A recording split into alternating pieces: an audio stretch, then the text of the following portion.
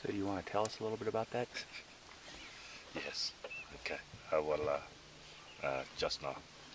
Okay, just to outline a few things of what actually happened.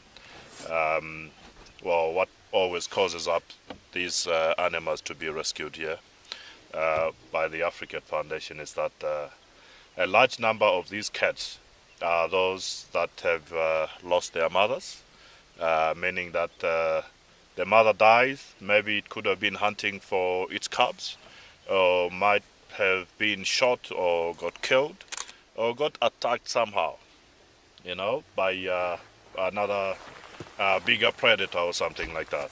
And so when it dies, those little cubs then will not really have a chance to survive by themselves. So in this kind of a way, uh, wherever they would be found, and fortunately find a hand by being rescued and brought up here, then that's the most of the cats that always found at the AfriCAT Foundation. And you find that, I mean, it ranges from about 60 to about 70% of all the cats that they get here. The largest number of them are those that have been orphaned at a very early age. So they cannot find food for themselves, they cannot find even shelter or somewhere to really be nice and comfortable. So food won't be there for them to eat and survive from it. Whereas because the mother dies in that particular way. And so when they are rescued, they are brought up here, built up into smaller camps first, where they can look after them, feed them nicely, and give them the necessary food requirement, the good shelter, water and everything. And then until a certain time, maybe when they are, I may say, 3 years or 4 years or wherever, 5 years even, then they'll give them the opportunity again to see if these particular cats can hunt again. And in this way, then they'll put them with radio collars. They put them up there into the rehabilitation, and then they'll be monitored as well, just like what we were doing yesterday with the leopards. And then we'll track them down to see where we find them, and at the same time is to see if we can at least see the kills that they have just made, or anything that they can, how are they surviving, how are they coping up within that particular environment. So that is the major things that always happen. And after they have hunted, after they have proven that they can survive, then the collars will be taken off, and finally they will be released to different places, usually in privately owned farms, wildlife farms, or even into national parks or wherever there is wildlife. That is what usually happens. Okay, some of these cats have been kept as pets. It's a small little cat when it's still smaller, but when the cat grows older, then it needs bigger requirements as well, and people want to let them away. But those particular animals become very habituated, and so they'll be completely sort of domesticated. And in that particular way, it will be a difficult cat to put back again into the wild, because it might know human beings more than it might be out there into its own natural environment.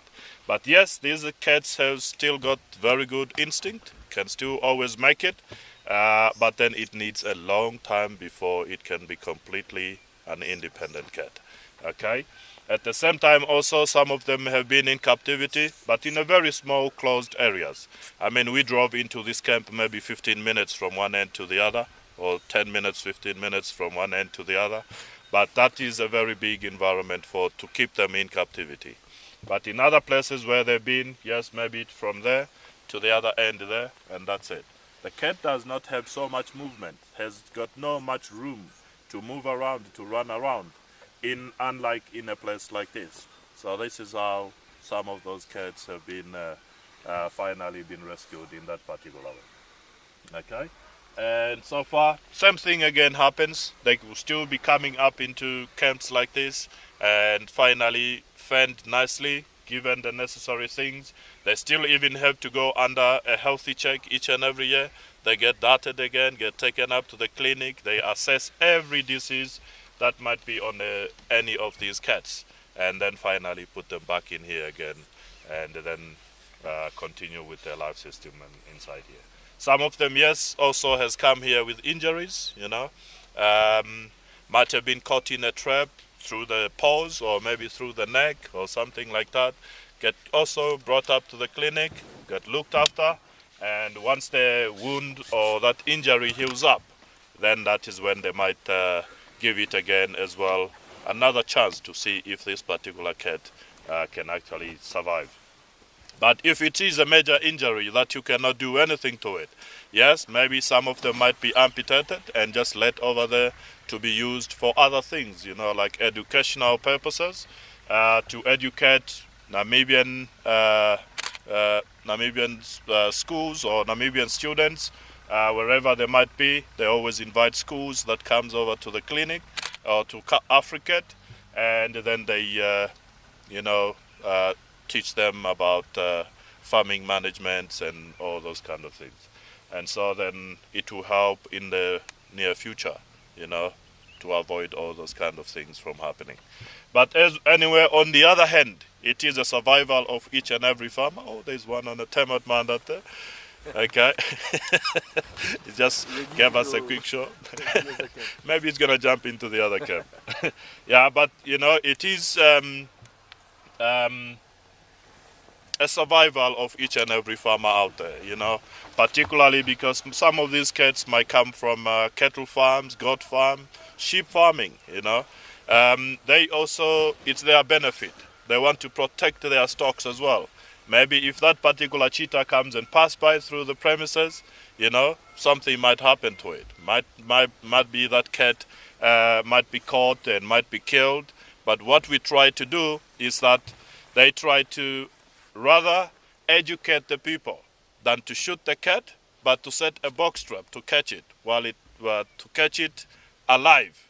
And then it's just a phone call away to AfriCAT Foundation, you know. They will be ready to go pick it up anywhere else in Namibia. They've got a plane here. They've got the best cars like what we are in now. You know, they would go any other place in the country. Then they'll go pick up that particular cat and go relocate it to another different place. Okay, so that is what always goes on so far at the foundation. And so when they always do these educational things, that is where now they take the kids, for example, show them all what they've got around here, and show them how to operate the box trap, show them how to set a trap for that particular cat. Not to kill it, okay, but just to catch it inside there, and then they can call somewhere where they've got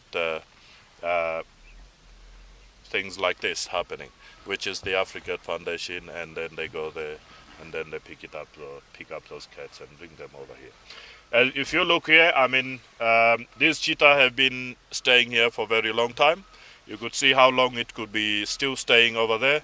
So it's the same thing as well. If I were to do a few movements now, you would see these cats coming towards us, you know, even miles, sometimes very, very close to the side of the car, because there have been cats that were already in captivity for a long time somewhere else, and some of them here have been kept as pets as well.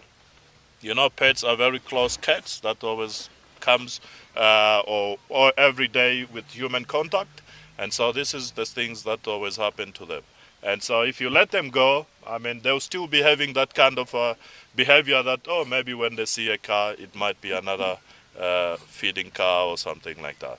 So then that's why these ones, they're going to stay here, because they're very old and cannot be released back again into the world. So that's what we're looking at here.